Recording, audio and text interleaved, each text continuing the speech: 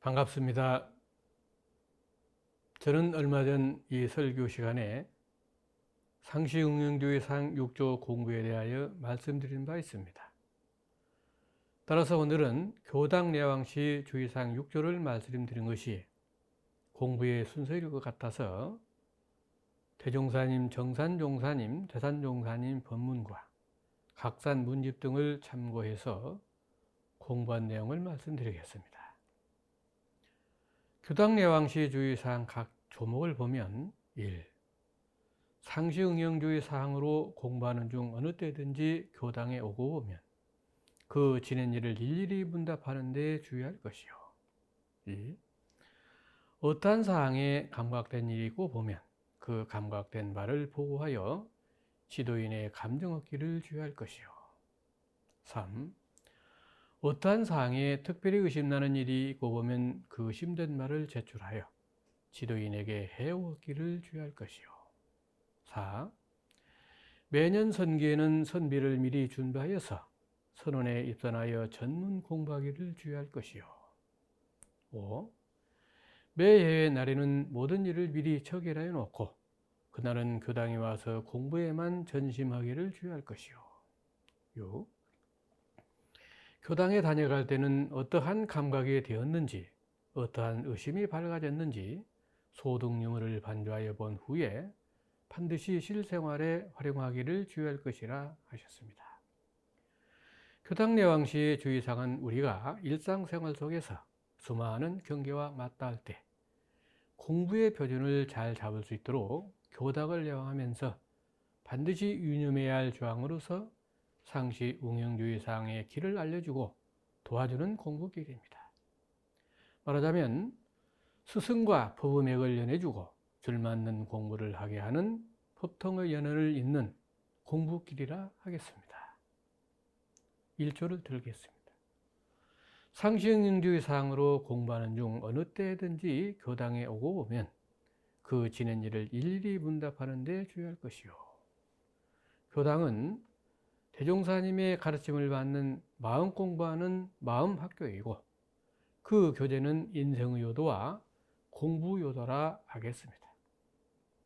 또한 원만한 인격을 이루고 신앙과 수행을 통해서 성불하고 재종하는 도량이라 할 수 있습니다. 또 교당은 좀 더 넓은 의미로 보면 마음 공부하는 곳이면 다 교당이요 도량이라 할 수 있으며 교무님을 모시고 공부하고 도반끼리 모여 공부하는 그런 곳이 교당이고 도량입니다. 중요한 것은 바른 스승을 정하고 교당에 와서는 지난 시간 공부의 결과를 일일이 문답해서 감정을 받다는 것입니다. 말하자면 스승을 모시는 생활을 하며 바른 도반과 늘 문답 감정하는 바른 공부길을 찾자는 것입니다. 이렇게 되면 늘 법이 있는 생활이 되어가고 마음이 밝아져서 진급의 길을 밟으며 스승을 닮아가게 됩니다. 교당에 내왕하는 목적은 마음을 밝혀서 법의 해명을 잇고 정신수양으로 마음의 안정을 얻고 영생의 무궁한 회복을 이어서 생활을 빛내고 성불의 길을 닦아 보온의 길을 배후에서 타진다고 하겠습니다. 이 가운데 중요한 것이 정기적으로 열리는 교당 법회에는 꼭 참석을 해야 합니다. 그러나 피치 못할 사정 외에 이런저런 이유로 법회에 참석을 미루고 혼자서 공부하려는 것은 매우 조심해야 합니다. 대산종사께서 집에서 혼자 하는 공부는 백만 억만 장애가 따라붙는다 했습니다. 자기 혼자 하는 것이 빠른 것 같아도 여러 사람이 문답하며 공부하는 것이 더 빠르다 했습니다. 과거 예상에서는 줄없이 혼자 학마하기도 하지만은 이는 하늘에서 별따기 같이 어려운데 우리 법으로는 열애되는 것이 줄없이 혼자 학마하기보다 쉬운 것이어서 참으로 크고 좋은 회상이라고 하셨습니다. 마음이란 안 챙기면 흩어지고 챙기면 살아나는 것이어서 때때로 마음 챙기는 것이 별것 아닌 것 같아도 일생을 챙기면 큰 차이가 나는 것이라고 하셨습니다. 그러므로 마음이란 꼭 밭과 같아서 매일매일 가꿔야 한다고 하셨습니다. 무심결에서 정법 수행하는 데는 무엇보다도 중요한 것이 신심이다 했습니다. 신심이 철저히 굳어야만이 다시는 어떠한 사도와 외도에도 속거나 유혹을 당하는 일이 없이 초지일관으로 불과를 이루어야만 하는 것입니다. 진리와 법과 해상과 스승님께 변하지 않는 신이 서야 딴 세상으로 흐르지 않는다고 했습니다. 2조는 어떠한 사항에 감각된 일이 있고 그 감각된 바를 보고하여 지도인의 감정 얻기를 주의할 것이요. 감각, 감상, 심신, 작용, 처리권은 반드시 지도인의 감정을 얻자는 것입니다. 감정받는 공부와 생활이 바른 지각을 얻는 공부이며 사견에 흐르지 않고 참 지각을 갖추는 공부이기 때문입니다. 감각된 사항이란 일상의 소소한 것부터 사례간의 시비이에 대한 일들을 기록하거나 기억해 두었다가 편안한 마음으로 문답하는 것을 말합니다. 내가 지금 생각하고 있는 것과 행동하는 것과 했던 말들이 옳았던가 그런 것들을 문답하는 가운데 신뢰와 법정이 건너게 됩니다. 문답하면서 공부하려는 것은 마치 고든 나무라 할지라도 목수의 자와 먹줄을 맞아야 제목으로 쓰임과 같이 공부하는 과정에서 법의 법선을 이탈하지 않아야만이 공부의 바른 길로 바른 깨달음을 얻기 때문인 것입니다. 어느 날 한 교도님이 저에게 제가 다니는 교당 교문이 마음에 들지 않고 또 실력이 인정이 안 되는데 어떻게 하면 좋겠느냐 하면서 딱한 질문을 받을 때가 있었습니다. 사람들은 대개 이성보다 감정이 앞서기 때문에 혹 지도인이 마음에 들지 않을 수 있습니다. 그러나 그것은 앞으로 자기 마음에 사견이 자랄 수 있는 근본이 음투에 있음을 자각해야 할 것입니다. 교육자라 해서 완전한 인격자라고 할 수는 없으며 같이 공부해가는 선진자로 알고 나보다 장하신 점을 발견하여 같이 공부해가는 마음으로 부족한 점이 있으면 보충해 드리는 것이 피지도자의 도리일 것이라 생각해 봅니다. 우리가 교당을 다니다 보면 교무님과 교도님의 생각이 다를 때가 있습니다. 같은 문제라도 각자 입장과 익힌 바와 느낀 바를 달리 이해할 수 있습니다. 그러므로 소성요론 2조에서 10사람의 법을 응하여 제일 좋은 법을 취했으라고 하신 바가 있습니다. 여기에서 주의할 점은 신앙과 수행의 교리 해석은 정정과 대종경에 근거해서 어느 한편에 치우치지 않게 해야 합니다. 무심경 말씀에 만일 도를 얻기 위하여 선문에 들어왔다면, 교당에 왔다면 그런 말씀이죠. 상식이나 모든 닥식과 자기의 지견을 완전히 비우고 깨끗한 백주로 활용하여 입참해야 도를 온전히 받는다고 했습니다. 만일 자기 지견을 가지고 이리저리 계획하면 현혹이 되고 교란이 되어서 응합이 되지 못하므로 도를 얻을 수 없다고 했습니다. 나는 도를 구하러 왔으니 마음대로 하라고 진리에 맡겨라고 하신 것입니다. 3조를 들어가겠습니다. 어떠한 사항에 특별히 의심나는 일이 있고 보면 그 의심된 바를 제출하여 지도인에게 해오기를 주의할 것이요. 우리가 사리간의 경전이나 생활상에서 의심되는 것을 깨치게 하는 공부가 의심권을 제출해서 바른 해답을 얻는 데 있습니다. 그런데 공부하는 중에 의심이 생겨 의심권을 질문할 때가 있는데 더 생각해 보라 하시고 바른 시원한 답을 해주지 않은 경우가 있습니다.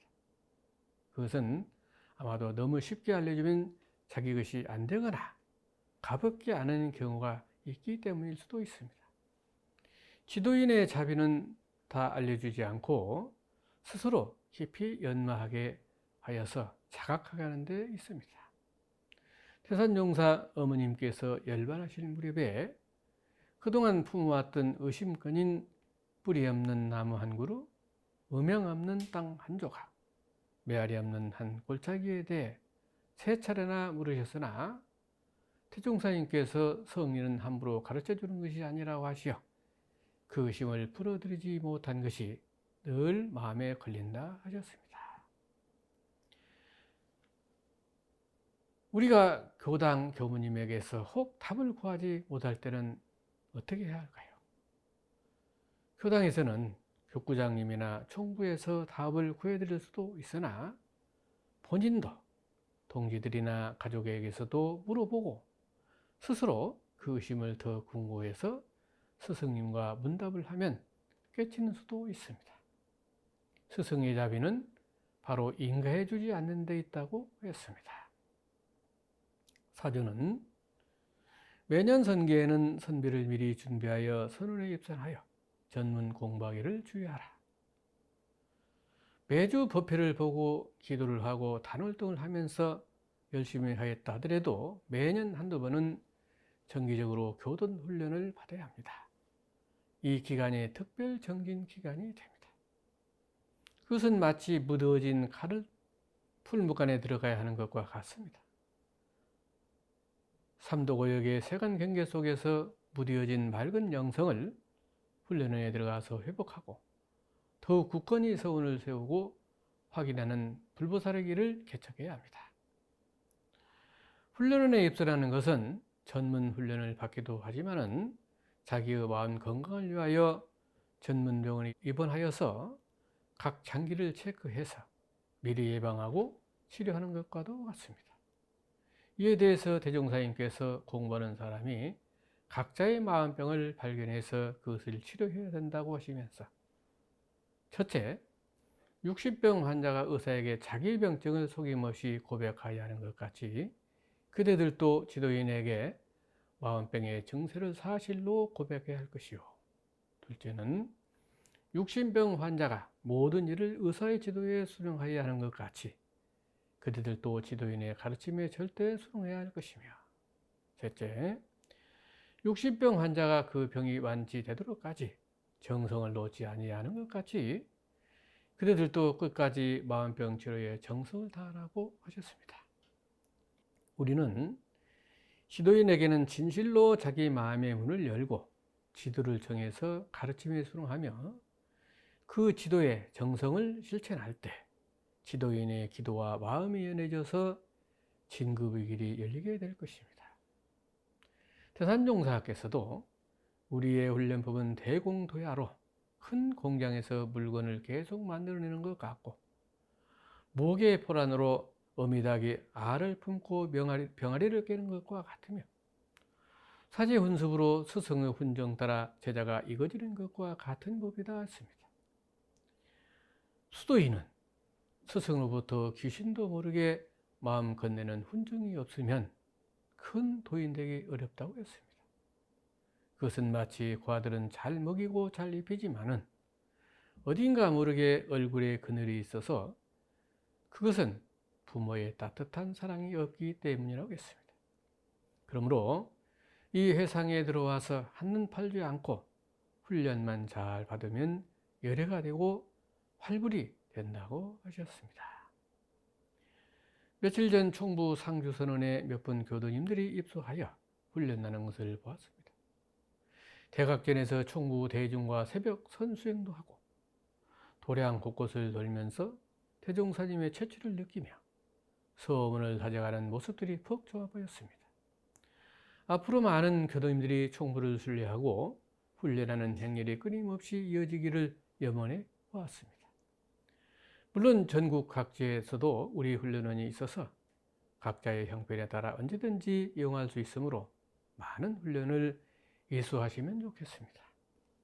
5조, 매 예외 날에는 모든 일을 미리 처결해 놓고 그날은 교당에 와서 공부에만 전심하기를 주의할 것이요. 우리가 직장관계나 사업관계 등 현실 생활에서 예외 날을 잘 지키기가 쉽지 않습니다. 많은 노력이 필요하고 법회 참석을 생명과도 같이 해야 합니다. 태종사께서 교도 한 사람이 품삯 얼마를 벌기 위하여 예외날 교당 근처에서 일하고 있는 것을 두고 말씀하시기를 법의 가치를 중히 아는 사람이라면 그동안에 무엇을 하여서라도 예외날 하루 먹을 것은 준비해야 될 것이오늘 예회날을 당하여 비로소 먹을 것을 찾는 것은 벌써 공부에 등한하고 법에 성이 없는 것이라. 그러므로 교당 내왕시 주의사항에도 미리 말해 둔 바와 있으며 또는 혹 미리 노력하였으되 먹을 것이 넉넉지 못하더라도 그 사람의 마음 가운데 이루의 사심이 없이 공부한다면 자연 먹을 것이 생기는 이치도 있나니, 예를 들어 말하자면 어린아이가 그 어머니의 배 밖에만 나오면 안 나던 젖이 나와져서 그 혈록을 먹고 자라는 것과 같다 하셨습니다. 제가 한때 근무했던 교당 근처 시장에 과일 가게가 있었습니다. 그 주인은 언제나 일요일이 되면 문을 닫고 교회를 갔습니다. 그러다가 설이나 추석이 되어서 큰 대목장에 설 때도 일요일이 되면 하나님의 날이라 하여서 문을 닫고 교회를 갑니다. 그래도 그분은 장사를 잘했습니다. 아마 철력이 생겼을까요? 근데 우리도 예외날은 부처님의 날이며 부처님 닮아가는 공부를 하는 날이기도 합니다. 따라서 예외에 참석해서는 마음을 비우고 소중한 가치를 부여하여 정성과 일심을 다한다면 한량없는 철력이 생길 것입니다. 입교해서 한 1년 정도라도 정선사의 법회를 참석해 보면 심신간에 크고 작은 자기 변화가 일어남을 본인이 느낄 것입니다. 그런데도 만일 느낌의 변화가 없다면 교당에 와서 공부에만 열심히 하였는지 점검해 보아야 합니다. 태종사 예외에서 말씀하십니다. 그대들이 법설이나 강의를 들을 때는 반드시 큰 보화나 얻을 듯이 정신을 거누고 들어야 할 것이다. 법사나 강사가 아무리 유익한 말을 한다고 하더라도 듣는 사람의 요령을 잡지 못하고 범연히 듣는다면 그 말이 다 실제 효과를 얻지 못할 것이다. 그러므로 무슨 말을 듣든지 내 공부와 내 경계에 대조하여 온전한 정신으로 마음에 새겨 듣는다면 그 얻음이 많아지는 동시에 실제 행사의 자연 반조가 되어서 예의 공덕이 더욱 드러난다 하셨습니다. 법표 설계에서 평범하게 전한 말씀이 어느 분에게는 큰 울림이 되기도 하고 많은 노력을 기울여 전한 말씀도 별 울림이 없는 경우가 있습니다. 이는 아마 법회에 임하는 본인의 마음과 법문과의 인연도 관계가 있을 수 있습니다. 제가 교화 현장에서 법회를 볼 때 어느 때는 교도님들과 마음의 눈빛이 마주치며 그날의 법회를 진행시켜 주시는 교도님이 계십니다. 저는 그런 법회를 보고 난 후에는 말할 수 없는 보람과 기쁨을 느끼기도 하였습니다. 교무가 교화 현장에서 가장 크게 무게를 느끼는 것은 설교입니다. 이에 대해서 정산종사께서 법회에서 설교를 듣는 데에도 도가 있고 설교를 하는 데에도 도가 있다고 하셨습니다.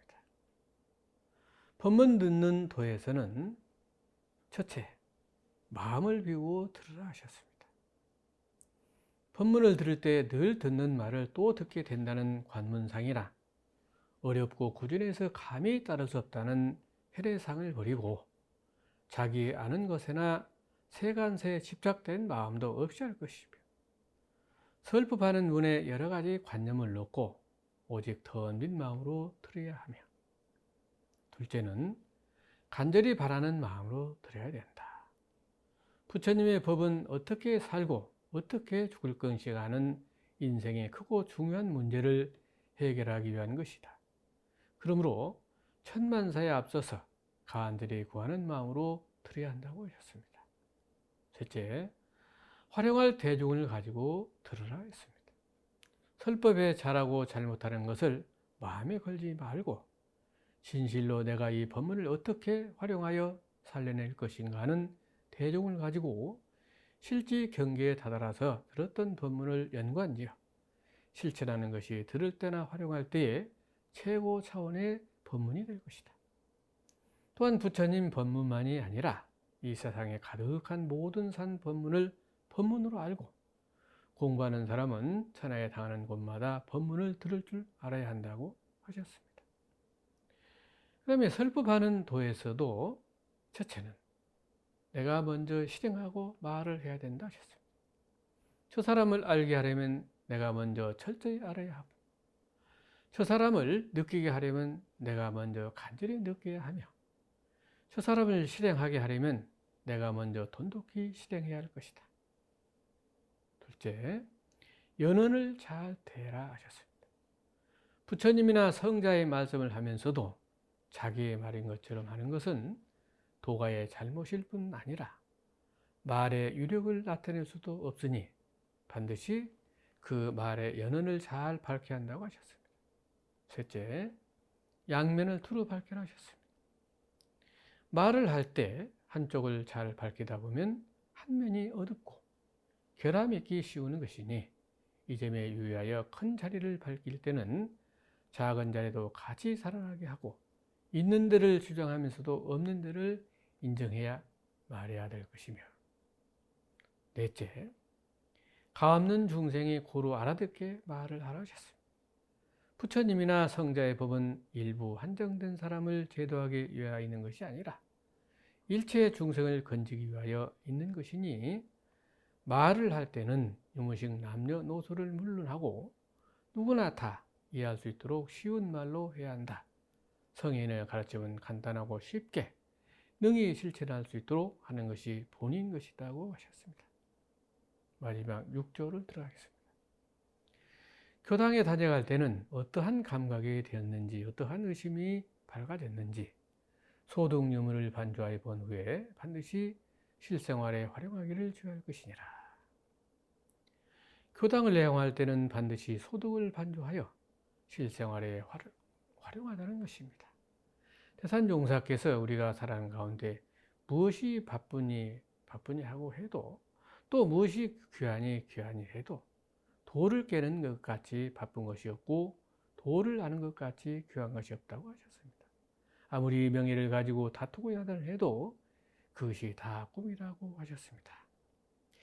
야구나 축구 선수는 경기장에서 코치나 감독의 지휘를 받아야 하는 것 같이 실생활 가운데 사막을 공부하는 공부인은 반드시 지도인의 지도에 순응하는 공부를 하자는 것입니다. 한 중견 회사 간부로 퇴직한 분이 택시를 운전하다가 우연히 오는 방송을 듣고 입교해서 교당을 열심히 나가게 되었습니다. 법회 설교에서 원망생활을 감사생활로 돌리자라는 법문을 듣게 되었습니다. 이 교도님에게는 실제 경계에서 많이 부딪히게 되는 법문이었습니다. 그런데 만일 교당에서 배우는 말씀이 실제 생활에서 이행되지 않는다면 공부의 의미가 없겠다는 생각이 들었습니다. 그래서 감사거리를 장만했습니다. 어느 날 3명의 외국인 고객이 승차를 하였는데 신속하게 그들 나라의 애국가를 찾아서 차 안에다가 들려주니까 원더풀을 외치면서 좋아했답니다. 그리고 목적지에 도착해서는 잔액도 받지 않고 즐거워했다는 것입니다. 그러니까 손님을 위해서 그때그때 감사거리를 제공하면 원망할 일이 없어지고 감사할 일이 생기더라는 것입니다. 이 교도님은 법회에서 얻어지는 공부거리를 늘 유념하며 연마하신다고 합니다. 태중사님께서 마음 챙기는 법문으로 사람의 마음은 지극히 미묘하여 잡으면 있어지고 놓으면 없어진다. 나는 이 챙기는 마음을 실현하기 위하여 상시응용주의사항과 교당내왕주의사항을 정하였고 그것을 조사하기 위하여 일기법을 두어 물색 등 없이 지도하였다 하셨습니다. 교당을 찾아서 공부할 귀한 시간을 내어 왔는데도 헛되이 시간을 보내면서 잡다한 대화로 분주한 10여 글이나 만들어낸다면 허망한 일입니다. 그러나 교당은 사은은혜가 충만한 곳으로 공부하고 보온하는 곳입니다. 또한 교당은 높고 거룩한 법을 듣고 기쁜 마음으로 성불제중의 서원을 챙기는 공간입니다. 따라서 교당 내왕주의 사항은 물샐 틈 없이 공부하게 하는 상시 응용주의 사항의 길을 알려주고 도와주는 법이 되는 것입니다. 그리고 상시 응용주의 사항과 교당 내왕시 주의 사항은 다 챙기는 마음을 실현하는 공부입니다. 오늘은 이 예외가 교당 내왕시 주의 공부를 물쓸 틈 없이 챙겨보는 그런 시간이 되었기를 기원하면서 이만 마치겠습니다. 감사합니다.